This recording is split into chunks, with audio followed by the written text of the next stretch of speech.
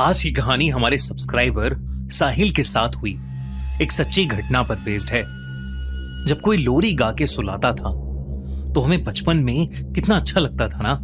पर यही लोरी अब मेरा सबसे डरावना ख्वाब है। हमेशा से नहीं, बस पिछले 1 महीने से।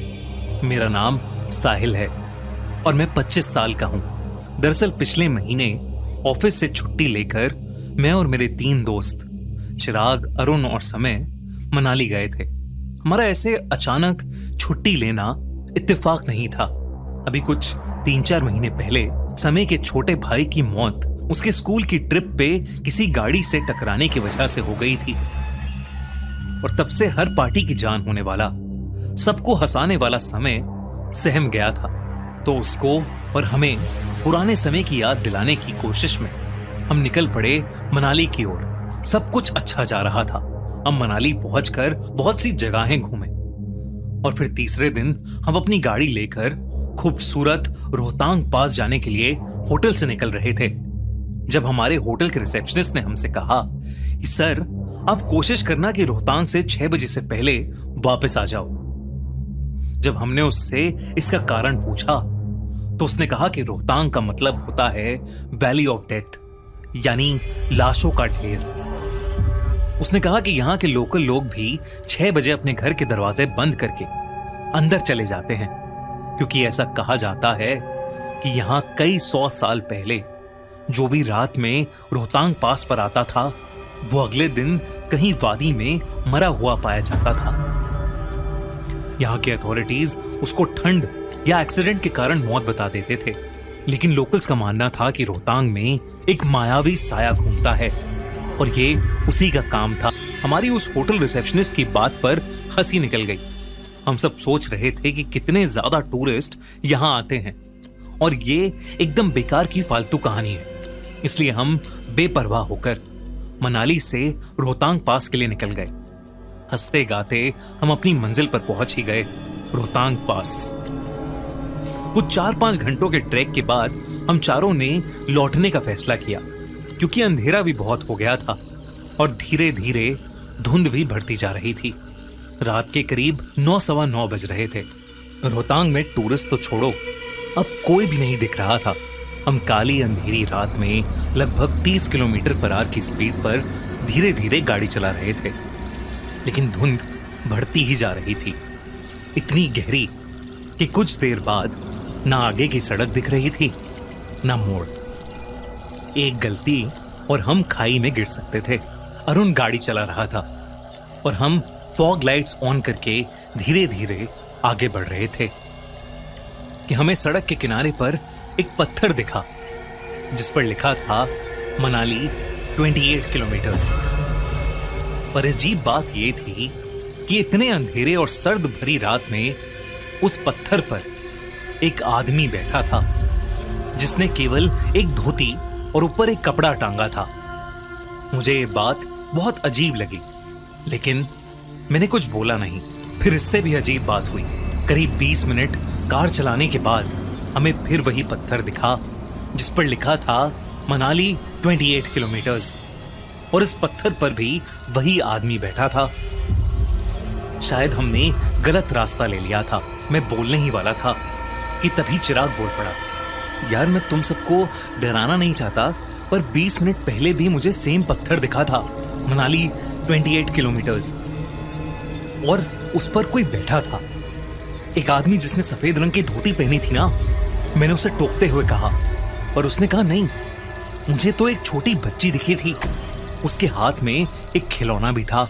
और अरुण ने तो कुछ और ही बोला, तुम सब कैसी बातें कर रहे हो, मुझे पिछले 2 पत्थरों के पास एक घोड़ा खड़ा दिखा, काला घोड़ा जो बस हमारी गाड़ी गुजरते हुए देख रहा था। हम सबने अपनी नजर अब समय की ओर घुमाई, जैसे उससे पूछना चाहते हो कि उसे क्या दिखाई पड़ा, लेकिन वो एकदम से अजीब सा हो गया था। वो यही दोहराता रहा कि किसी को हमारी जरूरत है और अगर कोई मदद मांगे तो हमें रुकना चाहिए। हम सब थोड़े घबरा गए, मगर किसी ने कुछ कहा नहीं। अरुण ने कहा कि शायद हम गलत रास्ते पर चले गए थे और अब वो और ध्यान से गाड़ी चलाएगा। लेकिन कुछ देर बाद फिर से वो पत्थर आया, मनाली 28 किलोमीटर्स। ये तीसरी बार था कि ये पत्थर हमारे सामने आया, मगर इस बार मुझे उस पर कोई नहीं दिखा। इनफैक्ट किसी को भी इस बार उस पत्थर के आसपास कोई नहीं दिखा। रात के 11 बजने को आए थे। हम एक ऐसी माया में फंस गए थे जिससे हम बाहर नहीं निकल पा रहे थे। और अब हमें उस होटल के रिसेप्शनिस्ट की बात याद आ रही थी। तभी अरुण ने गाड़ी चलाते चलाते बोला, सुनो दोस्तों, बाहर मत देखना, पर कोई हमारे साथ साथ चल रहा है, बस सामने देखते रहो। अरुण की इस बात को सुनकर हम सबके रोंगटे खड़े हो गए थे, क्योंकि हमारे आसपास कोई गाड़ी नहीं थी, लेकिन एक साया था। एक 15 साल का लड़का हमारी गाड़ी, जो अब 40 किलोमीटर पर आवर की स्पीड पर चल रही थी, उसके साथ साथ बड़े आराम से चल रहा था। वो भाग नहीं रहा था, बस चल रहा था। उसके कपड़े मिट्टी से सने थे और उसके चेहरे पर कई सारी चोटें लगी हुई थीं। हम सब उसे देखकर बहुत डर गए थे। तभी समय ने कहा कि शायद इसे हमारी मदद चाहिए, और उसने अपनी खिड़की खोल ली और उस बच्चे की ओर बस एक तक देखता रहा। अरुण ने बहुत कोशिश की कि सेंट्रल कंट्रोल से उसकी खिड़की बंद कर दे, लेकिन वो कर ही नहीं पा रहा था। हम सबने समय का नाम चिल्लाया और समय को होश में लाने की कोशिश की, और इतने में वो बच्चा पीछे रुक गया। और जब मैंने गाड़ी के रियर व्यू मिरर में देखा तो वो लड़का वहां खड़ा था और वेव कर रहा था, और उसे पीछे के शीशे में देख समय भी मुस्कुराकर हाथ हिला रहा था। इस हादसे के बाद हमने गाड़ी की स्पीड और तेज कर ली, और फाइनली हमें एक पत्थर दिखा जिस पर लिखा था मनाली 16 किलोमीटर्स। हमने चैन की सांस भरी और अरुण ने बस 2 बजने से कुछ मिनट पहले हमें होटल पहुंचा दिया। हम सब ने तय किया कि हम इस घटना के बारे में कल सुबह बात करेंगे, और सब चुपचाप सो गए। और रात को 3:30 बजे मेरी किसी गाने की आवाज से आंख खुल गई, और मैंने जो देखा उसे देखकर मेरी रूह कांप गई। समय उठा हुआ था और एक छोटे बच्चे की तरह खुद को शीशे में देखकर लोरी गा रहा था। जिंदा है तू, मेरा सूरज है तू मेरे आँखों का तारा है तू, जिंदा है तू। मैंने अरुण और चिराग को उठाया। हम सब ने समय को पुकारा, लेकिन वो हमें अनसुना सा कर रहा था। ये नजारा हम सब के लिए बहुत खौफनाक था।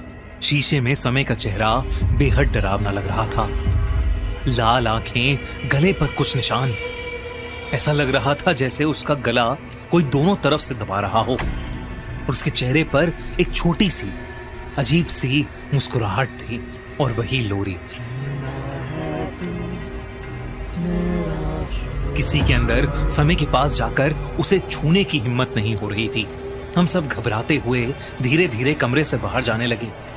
हम जैसे ही निकलने लगे, उसने एक बच्चे की तरह मासूम हंसी हंसते हुए कहा, अगर मैं रात को तुम्हारी खिड़की पर दस्तक दूं तो तुम खिड़की खोल के मेरी मदद करोगे ना?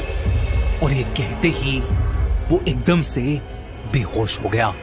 हम तीनों को यह यकीन सा हो गया था कि शायद समय पर कोई बुरा साया आ गया है। सुबह होते ही हम उसे होटल वाले की बात मानकर वहीं के एक पंडित के पास लेकर गए। उस पंडित ने उसे देखते ही बता दिया कि समय के किसी अपने की हाल ही में मौत हुई है, और उसकी आत्मा का ढोंग करके किसी बुरे साए ने समय को अपने वश में कर लिया है। पहले उस पंडित ने उसकी नजर उतारी, और फिर झाड़ फूंक की, और फिर एक पूजा की, जिसके बाद समय को बहुत सारी उल्टियां हुई, और उस उल्टी में समय के अंदर से कुछ अजीब सा काला गाढ़ा लिक्विड निकला। आज समय पूरी तरह से नॉर्मल है, लेकिन मुझे हर रात उसकी लोरी के सपने आते हैं। दोस्तों, कैसी लगी आप